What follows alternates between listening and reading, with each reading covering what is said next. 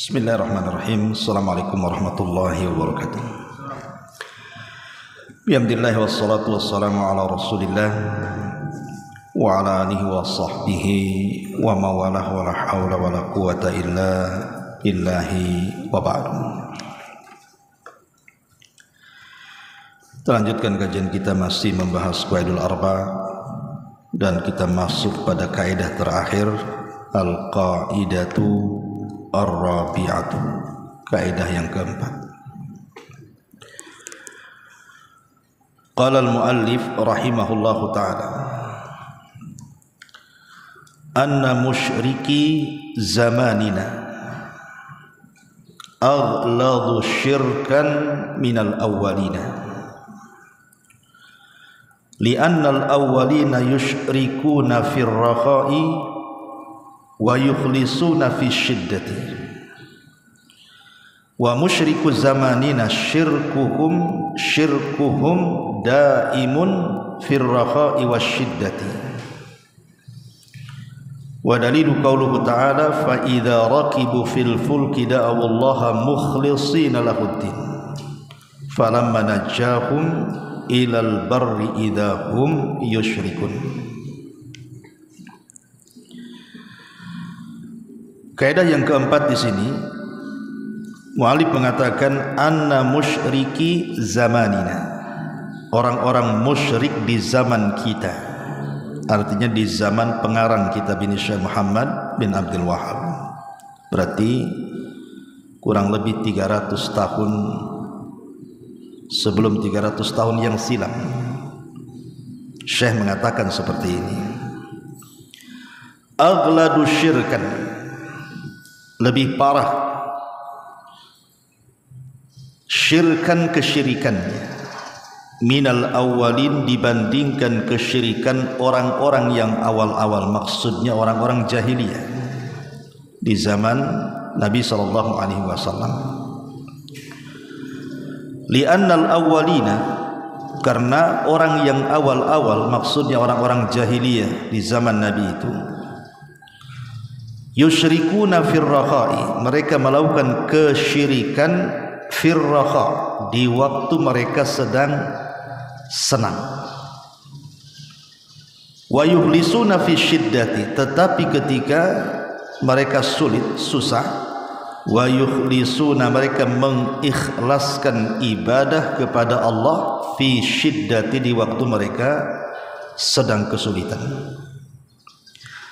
Wa musyriku zamanina, adapun orang-orang musyrik di zaman kita, maksudnya di zaman pengarang, syirkuhum, kesyirikan mereka, daimun, terus menerus, fir rakha'i wasyiddati, baik dalam kondisi senang ataupun dalam kondisi sulit. Wa dalilu qauluhu ta'ala, adapun dalilnya firman Allah azza wa jalla, surah Al-Ankabut ayat 65, fa idza raqibu fil fulki, fa idza, apabila, raqibu, mereka mengendarai, fil fulki, dengan perahu di tengah lautan, kemudian datang gelombang, da'awullaha mukhlishina lahuddin, maka mereka berdoa kepada Allah mukhlisina, dalam keadaan ikhlas, lahu, bagi Allah, ad-din, ketaatan. Falamma najjahum, akan tapi ketika Allah selamatkan mereka, ilal bari, ke daratan, idza hum yusyrikun, tiba-tiba mereka menyekutukan Allah lagi. Jadi kaidah yang keempat ini, pengarang ingin mengatakan kepada kita bahwa kesyirikan di zaman Nabi itu lebih ringan dibandingkan kesyirikan di zaman pengarang. Itu di zaman pengarang, Syekh mengatakan seperti ini, apalagi di zaman kita ini. Kalau di zaman pengarang saja sebelum 300 tahun mengatakan bahwa kesyirikan di zamanku itu lebih dahsyat dibandingkan kesyirikan di zaman Nabi, apalagi kesyirikan di zaman sekarang lagi. Karena semakin jauh zamannya dari Nabi itu tentu semakin buruk, seperti riwayat Anas bin Malik radhiyallahu anhu, walladzi ba'dahu syarrun minhu, sayati alaikum zaman walladzi ba'dahu syarrun minhu. Akan datang zamannya di mana setelahnya lebih buruk dibandingkan sebelumnya. Saya contohkan satu kisah biar antum paham. Di zaman Nabi SAW ada seorang sahabat namanya Ikrimah bin Abi Jahlin. Ikrimah bin Abi Jahl, anaknya Abu Jahal, Ikrimah itu. Dan dia orang yang paling memusuhi Nabi, ikut bapaknya Abu Jahal. Ketika terjadi Fathu Mekah, pembebasan kota Mekah, maka ada orang-orang yang tidak dimaafkan Nabi. Halal darahnya untuk ditumpahkan. Kenapa? Karena di masa permulaan dakwah Rasul mereka paling sengit permusuhannya. Tapi mayoritas orang-orang Mekah diampuni oleh Rasul.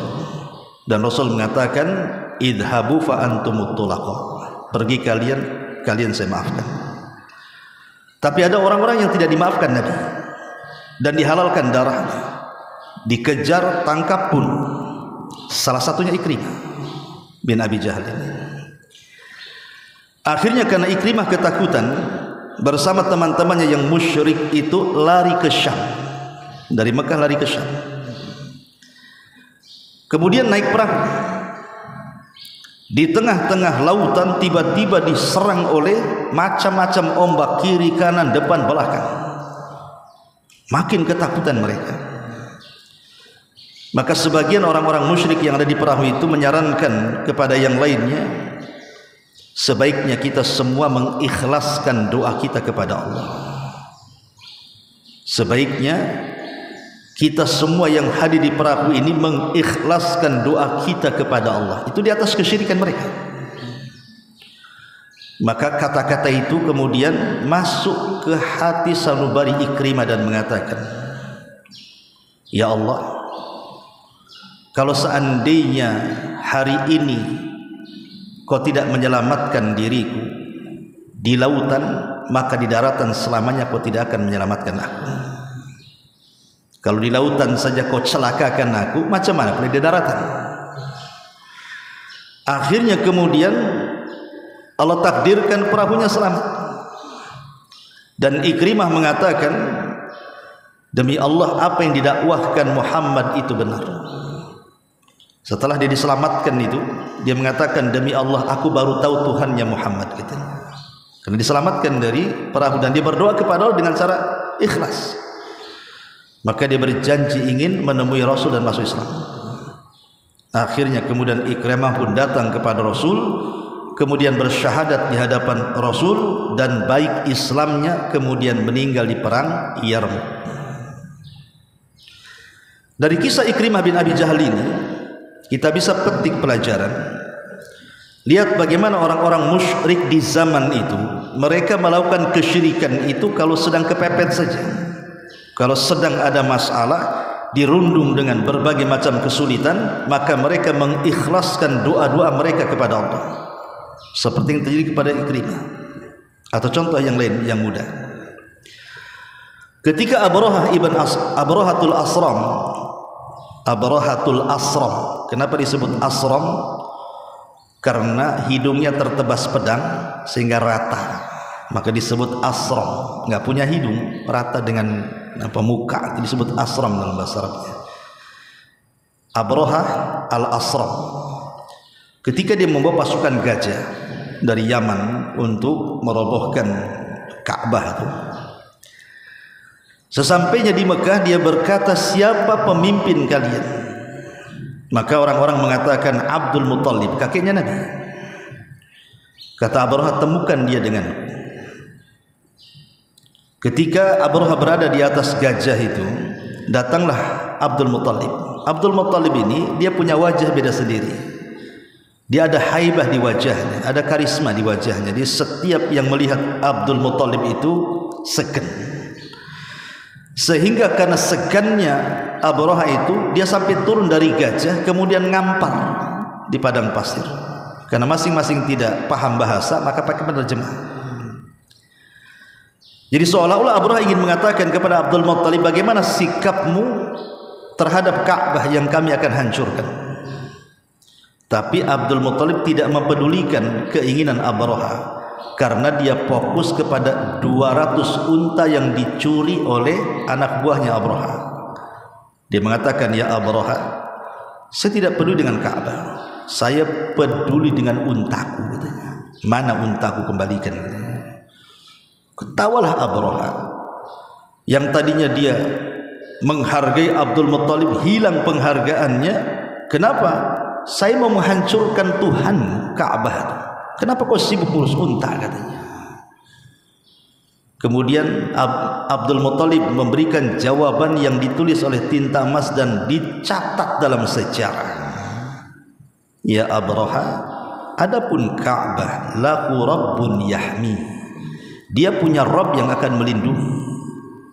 Adapun unta-unta ini, fa ana rabbul ibil, saya pemiliknya.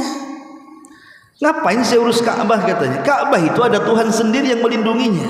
Adapun unta yang kau curi itu aku pemiliknya. Syahidnya adalah Abu Talib kemudian pergi. Sebelum pergi, dia masuk ke dalam Ka'bah. Disitulah dia berdoa dengan ikhlas kepada Allah. Padahal di sekitar Ka'bah itu banyak berhala.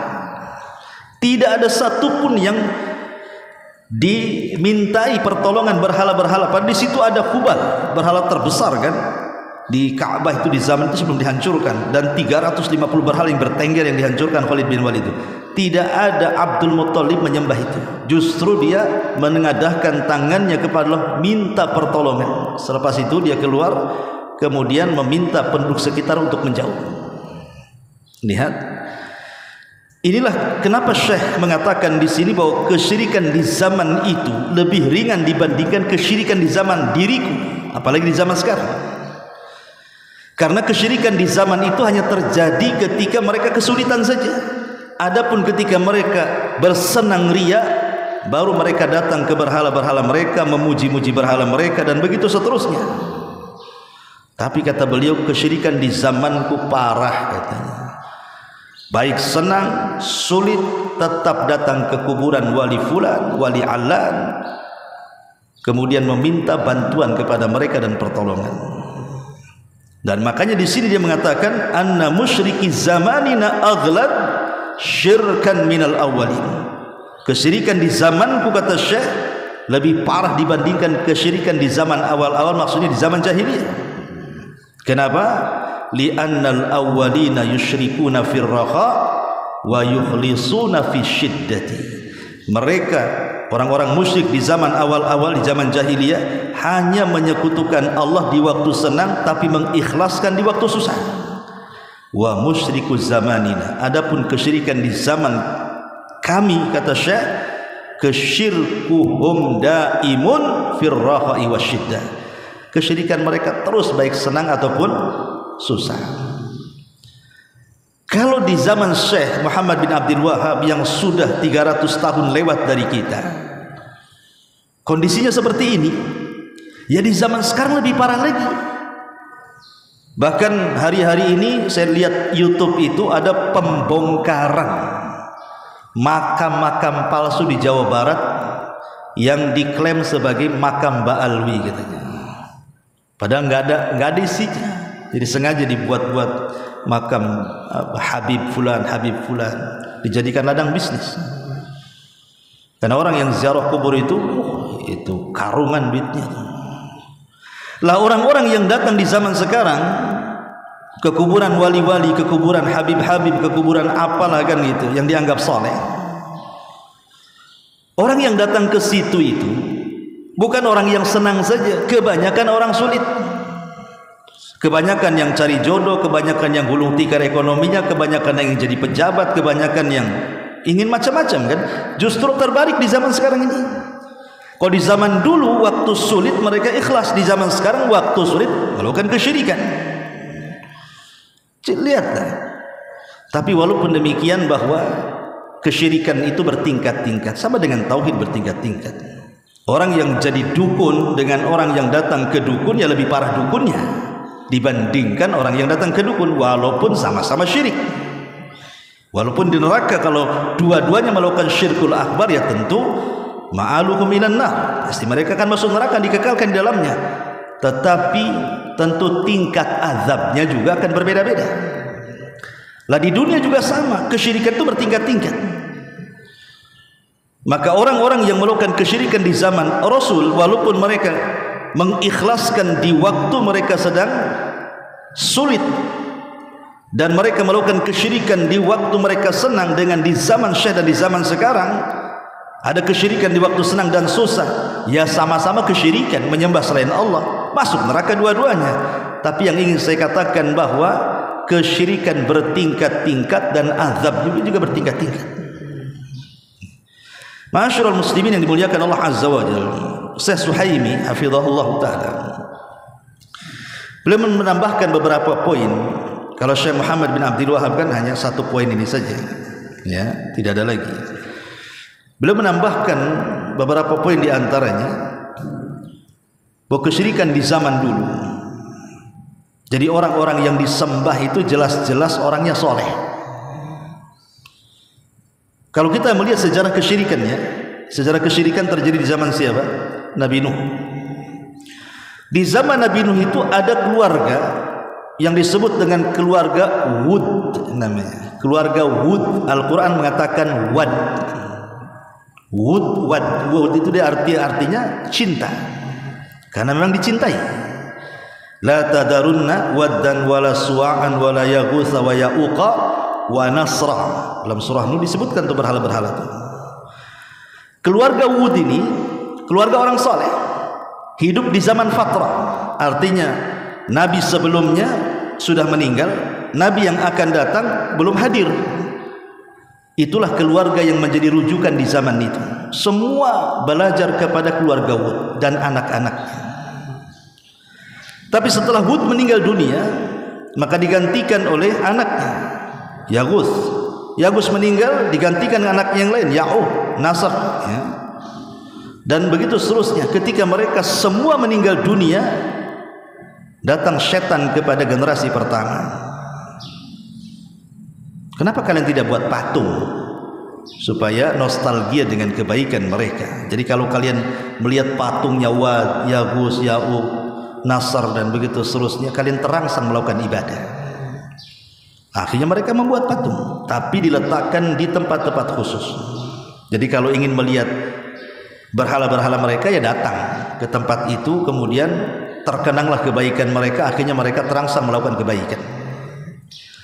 Generasi pertama pembuat patung ini tidak ada kesyirikan, tapi begitulah khutuwati syaitan, langkah-langkah syaitan. Generasi kedua didatangi lagi iblis dan mengatakan, kenapa kalian jauh-jauh datang kemari? Kenapa tidak memproduksi saja patung itu banyak-banyak? Ya, disuruh memproduksi. Jadi kalian tidak usah datang kemari, produksi banyak-banyak, letakkan di rumah-rumah kalian. Kalian tinggal lihat saja patung itu. Generasi kedua belum ada kesyirikan. Generasi ketiga datang iblis dan mengatakan, aku hidup di zaman bapak dan kakek kalian. Kalian tahu apa yang mereka perbuat dengan patung-patung dan kenapa mereka buat patung? Mereka membuat itu dalam rangka mendekatkan kepada Allah lewat patung-patung itu sedekat-dekatnya. Jadi syirkun fit tawassul itu di zaman dulu, menjadikan berhala itu sebagai tawassul, mendekatkan diri kepada Allah. Tapi di zaman sekarang tidak. Orang yang datang ke kuburan wali itu, ya ada yang bertawassul, tapi ada juga yang meyakini kuburan itu yang mendatangkan manfaat dan mencegah madarat. Memang zatnya kuburan itu, bahwa wali fulan, saya sudah ziarah ke fulan, masya Allah usaha saya meningkat, saya dapat jodoh dan begitu seterusnya. Akhirnya kemudian dia menafikan Allah, kemudian hanya menasabkan keuntungan dan kerugian itu kepada kuburan. Lah ini lebih parah. Kalau zaman dulu kan hanya dijadikan wasilah saja. Sekarang tidak ada wasilah-wasilah lagi, kuburan yang disembah, naudzubillah. Ini yang kedua. Yang ketiga, kata Syekh Suhaimi, dia mengatakan bahwa di zaman dulu yang disembah itu memang berhala-berhala, kalau itu orang soleh, betul-betul soleh. Seperti Lata, Uzza, Manat, itu kan dulunya orang-orang soleh. Lata itu ada dua bacaan, ada dibaca Lata pakai tasdid, ada Lata. Ada yang mengatakan Lata tanpa tasdid itu dari Lata Yalutu. artinya mengadon, membuat tepung, kemudian membuat roti, nanti rotinya dibagi-bagikan jemaah haji. Orang baik Lata itu. Lata ya Lut, artinya dia orang soleh dulunya, karena kesolehannya terkenal. Kemudian belakangan oleh orang-orang jahiliyah dipelopori oleh Amr ibn Luhai. Kita tahu yang merubah agama kesyirikan di Mekah itu siapa? Amr ibn Luhai. Di zaman suku Jurhum, sukunya istri Ismail, itu tidak ada kesyirikan. Terjadinya kesyirikan itu setelah tumbangnya Jurhum, kemudian Khuza'ah berkuasa. Maka ketika Khuza'ah berkuasa, Jurhum lekas-lekas menimbun Zamzam supaya tidak dikuasai Khuza'ah. Akhirnya Zamzam hilang dan baru diketemukan di zaman Abdul Muthalib. Lah di zaman suku Jurhum itu ada pemimpin mereka namanya Amr ibn Luhai. Amr ibn Luhai inilah yang kemudian dia ke Syam, safar, entah dagang, entah apa. Tiba-tiba di Syam dia mampir di sebuah desa. Di situ banyak berhala dan orang-orangnya penyembah berhala, sementara Syam terkenal biladul anbiya. Disangkanya itu agama yang benar. Maka diterangkanlah ini berhala fungsinya ini berhala sampai kepada Hubal. Menunjuk kepada Hubal, yang ini maksudnya Hubal ini bisa menurunkan hujan katanya. Jadi Amr ibn Luhai terpikir di Mekah ini kan gersang, butuh air. Maka dia mengatakan, bagaimana kalau yang Hubal ini saya bawa ke Mekah katanya. Sejak itulah maka ditenggerkan berhala pertama di dalam Ka'bah namanya Hubal.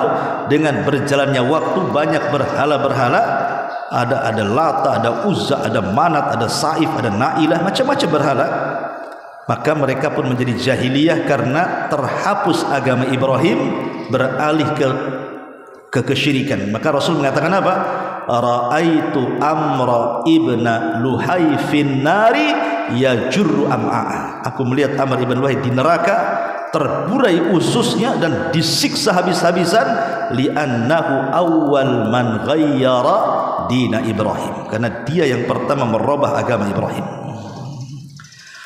Yang ingin saya katakan, kata saya Suhaimi adalah, lihat bagaimana orang dulu itu menyembah betul-betul ketika hidup dan sebelum diberhalakan itu mereka orang soleh.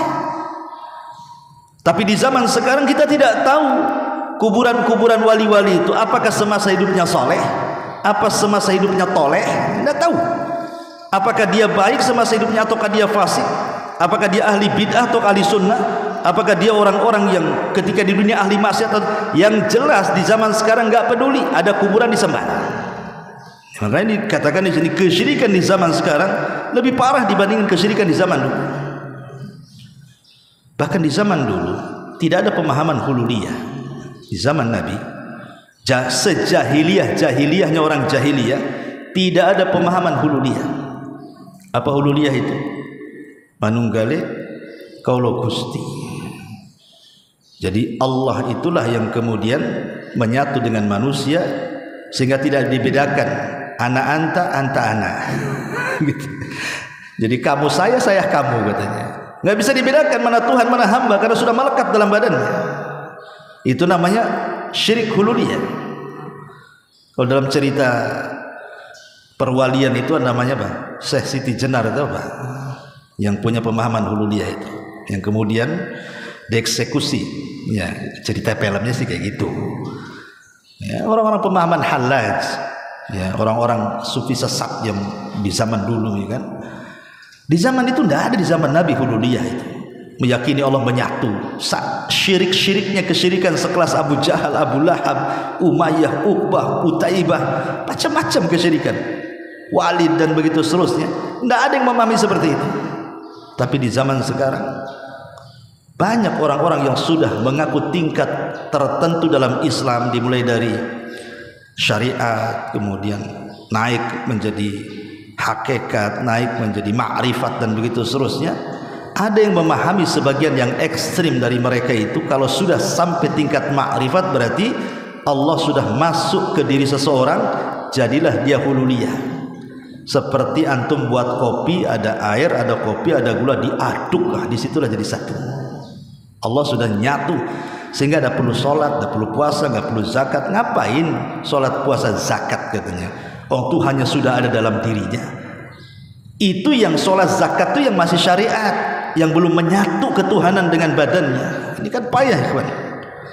Ini kesyirikan yang paling parah di zaman sekarang coba.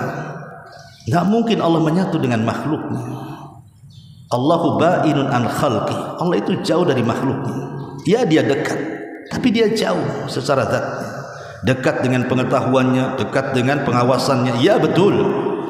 Tapi dekat dengan zatnya, masuk ke dalam diri seorang, mustahil.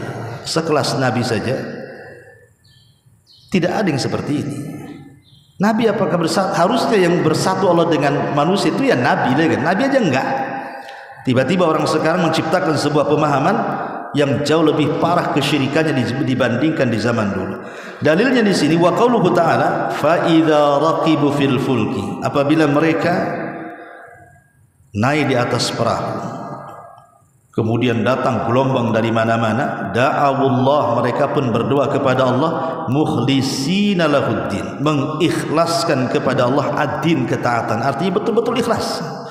Tetapi falamma najjahum ilal barri idahum yusyrikun, tatkala kami selamatkan mereka ke daratan, tiba-tiba mereka melakukan kesyirikan. Berarti selesailah kitab Qaidul Arba'. Itu apa lagi? Sudah selesai.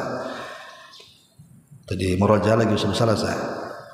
Ya terserah nanti Ustaz sudah menentukan kitabnya. Subhanallah bihamdika, asyhadu an la ilaha illa anta, astaghfiruka wa atubu ilaik. Allahu ta'ala. Assalamualaikum warahmatullahi wabarakatuh.